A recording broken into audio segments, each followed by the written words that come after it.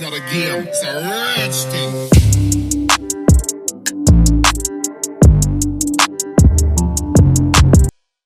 E aí galera, tudo bem? Comigo tá tudo bem, graças a Deus. Estamos de volta aqui com os vídeos no canal. E eu sei que eu fiquei um tempo aqui sem gravar, mas foi por um bom motivo. Eu tô casado, casei aí faz mais ou menos um mês e pouquinho. Então é por isso que, né, esse estúdio tá assim, um pouco diferente do que a gente estava acostumado a ver. Porque passei por mudanças aí, mas tô muito bem, tô casado, tô feliz. E voltamos aí com o canal, estamos à ativa novamente. E no vídeo de hoje, né, eu gostaria de... Claro, poderia talvez aproveitar para compartilhar uns testemunhos de ter casado na pandemia, de toda aquela ansiedade de faz festa, não faz festa, como é que foi, afinal cancelamos a festa, daí decidimos fazer um mini wedding, né, às pressas ali na igreja, tivemos 10 dias para organizar tudo e foi tudo maravilhoso, a presença de Deus, foi um tempo incrível.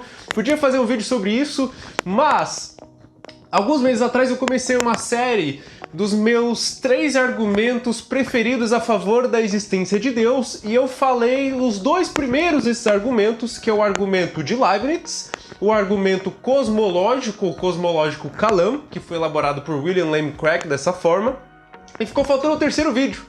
Então eu quero aproveitar o vídeo de hoje para falar o terceiro vídeo dessa série dos 3 argumentos a favor da existência de Deus, que são os meus preferidos e que eu penso ser os melhores argumentos. Então, no dia de hoje, vamos falar esse terceiro argumento. Bom, o terceiro argumento a favor da existência de Deus, que para mim talvez seja até o melhor deles, se chama o argumento do ajuste fino do universo. Vinícius, o que é ajuste fino do universo? Nada mais é do que se você para observar o universo, o sistema solar, o planeta Terra, existem constantes, existem propriedades e elementos que são afinados numa proporção tão ínfima, tão pequena, que qualquer ajuste mínimo mudaria tudo. Qualquer ajuste mínimo em algum desses detalhes já não permitiria vida na Terra, já não permitiria a formação do sistema solar, do planeta Terra e do universo.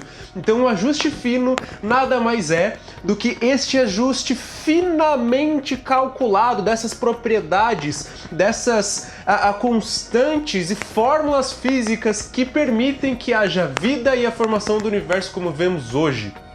Para isso, então, existe um argumento que é chamado de argumento teleológico. Teleo vem de plano, né? Então é um argumento que fala que isso é o plano de Deus. Basicamente, esse argumento teleológico ele pode ser formulado da seguinte forma. Premissa 1. Todo projeto tem um projetista. Meio óbvio. Premissa 2. O universo é um projeto altamente complexo. Premissa 3 como conclusão. O universo tem um projetista. Para a gente entender se isso faz ou não sentido, vamos pensar aqui em algumas coisas que são finamente ajustadas. Vou te dar um exemplo. A força da gravidade, eu não sei se você sabe, mas a força da gravidade, ela contém um elemento G, né? É uma constante G, a constante gravitacional. E esta constante física, ela precisa estar alinhada na proporção de 1 sobre 10 na 60. O que é isso? 0,60 zeros 1. 0,0060 vezes 1. Essa constante ela precisa estar alinhada nesse número. Se ela for um pouquinho maior que isso ou menor que isso, ou seja, 0,60 zeros a mais, 0,60 zeros a menos, a força da gravidade não seria como é hoje. Não seria permitido haver vida na Terra, não teria vida. 0,60 zeros é o alinhamento dessa constante gravitacional. Mas esse é só um dos exemplos. A gente tem, por exemplo, a concentração do oxigênio na atmosfera. O oxigênio, a concentração dele está entre 25% e 15%. Se fosse mais do que 25%, haveria incêndio espontâneo, não seria possível vida na Terra. Se fosse menos que 15%, a gente morreria sufocado, não haveria concentração de oxigênio suficiente para a respiração humana e dos seres vivos. Outra constante que a gente pode pensar é a inclinação do eixo da Terra. A Terra ela é inclinada em 23 graus. Se fosse um pouquinho menos ou um pouquinho mais inclinada, a diferença de temperatura do dia para a noite seria tão grande que não seria permitido vida vida na Terra, né? A intensidade dos ventos devido a essa inclinação seria tão grande que o mundo seria caótico. O próprio fato de um dia ter 24 horas, se fosse um pouco maior, um pouco menor do que esse número de horas, também a diferença de temperatura do dia para a noite seria grande demais e não seria permitido vida. Por último, existe uma constante chamada taxa de expansão do universo.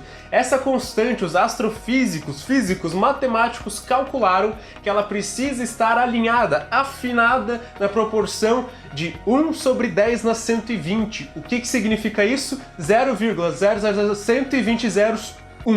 Se ela fosse alterada nesse valor para menos ou para mais, não haveria formação do universo. A expansão seria rápida demais e não haveria o universo como a gente é hoje, ou ele se contrairia se fosse menor que isso e explodiria, causando um colapso, sei lá, não haveria a formação que a gente vê hoje. Só para você ter uma ideia, tá? É muito número, meu Deus, eu não tenho nem que comparar. Só para você ter uma ideia, o número de átomos no universo hoje, né, aproximado, é de 10 na 70. 1 sobre 10 na 120 é um número muito menor do que se você pegar 1 e dividir pelo número de átomos no universo, que é a maior quantidade do que a gente pode imaginar. É mais do que, sei lá, 1 trilhão de vezes o número de grãos de areia na Terra. Dividir 1 por isso, uma alteração infinitesimal dessa mudaria tudo. Para você ter uma ideia do que é esse ajuste fino, que posso que você não tinha ideia que era tão finamente assim alinhado. Existe um astrofísico que ele decidiu pegar várias dessas constantes que eu falei aqui e muito mais. Ele pegou mais ou menos 122 propriedades e constantes e ele calculou qual seria a probabilidade de que todas essas fossem alinhadas perfeitamente da forma que são hoje. Qual que seria a probabilidade disso acontecer, imaginando a existência de 10 a 23 planetas, ou seja, um número gigantesco de planetas, e ele chegou que a probabilidade seria 1 sobre 10 na 138. 0,138001. O que matematicamente 1 sobre 10 na 138 pode ser considerado como 1 sobre infinito, ou seja, zero. Ou seja, o que esse astrofísico conclui é que existiria uma probabilidade praticamente, ou melhor, zero, de que tudo fosse perfeitamente alinhado como é hoje. Diante disso, então, a gente pode assumir que realmente o universo é um projeto altamente complexo. Todo projeto tem um projetista, o universo teve um projetista, a saber, Deus. Contudo, os físicos e matemáticos ateus, eles não se contentam com essa explicação. Eles falam que tá, beleza, o universo realmente ele é finamente alinhado, finamente projetado, realmente tudo isso é assim, infinitesimalmente calculado. Mas quem disse que foi Deus? Pode ter sido simplesmente uma super sorte. Sei lá, o universo simplesmente aconteceu por acaso de ser assim, né? A gente vive numa extrema sorte por sermos seres humanos e viver num universo assim. Por isso eu prefiro um argumento que também se refere ao ajuste fino, mas de uma diferente forma, que é mais ou menos a seguinte. Premissa 1. O ajuste fino do universo ele se deve seja a necessidade física, chance ou design. Ele não é por necessidade física ou chance. Premissa 3 como conclusão é que ele só pode ser por design. Vou explicar melhor. O que esse argumento fala, olha, por universo ser assim só pode ter 3 explicações. É uma necessidade física, ou seja, o universo ele precisou ser assim, é necessário, o que não faz sentido, porque ele poderia ser de várias outras formas menos assim, ou seja, seria até mais provável que ele fosse de outras formas, como a gente já discutiu. Então não é necessário, não existe uma obrigação de o universo ser assim. A outra opção seria por chance, né? É simplesmente a gente foi muito sortudo de que o universo fosse assim. Muito pouco provável e muito fraco essa opção, porque realmente a chance era muito maior de que ele fosse de qualquer outra forma e não como a vemos hoje, e não como a forma que permite vida a seres humanos e a formação dos planetas tão alinhada quanto nós vemos hoje. Ou seja, a chance seria muito maior de que ele fosse, sei lá, só uma coisinha simples, um buraquinho, um planetinha, e não todo esse complexo que a gente vê hoje. Mas os físicos ateus, óbvio, eles têm uma certa explicação para falar de que realmente nós somos muito sortudos, ou seja, foi por chance. Eles inventam uma certa explicação chamada multiverso, ou seja, é como se, na verdade, houvesse um gerador de universos, tá? E isso, assim, é muito imaginativo, mas é como se houvesse um gerador de universos que a todo tempo ficasse produzindo, gerando universos, e infinitamente até que o universo como o que vemos hoje fosse então gerado, formado. Ou seja, existe um gerador de universo fazendo vários universos, e de repente saiu o universo como vemos hoje. Então, se ele gera infinitos universos, a probabilidade que o universo como hoje nós vemos sairia é possível, tá? Essa é a explicação deles, mas pra mim não faz sentido, a gente não tem como observar, testar, provar o multiverso, já que físicos gostam disso, né? Tudo tem que ser observado, testado, reproduzido. Nós não temos como testar, reproduzir ou observar nada que se refere ao multiverso ou à formação de um outro universo para falar que o nosso foi apenas um dos milhares, infinitos universos possíveis. Ou seja, também não foi por chance, a gente conclui. Então, só poderia ser por design. Então eu prefiro esse argumento dessa forma, porque o universo, então, não foi formado por chance, por necessidade física, foi então por design. E olha só que legal! Stephen Hawking, um dos maiores cientistas ateus aí do último século, que já faleceu, mas olha o que ele falava, sendo ateu. O fato incrível é que os valores desses números parecem ter sido tão finamente ajustados para permitir o desenvolvimento da vida. Até ele reconhecia isso, mas abraçava a teoria do multiverso.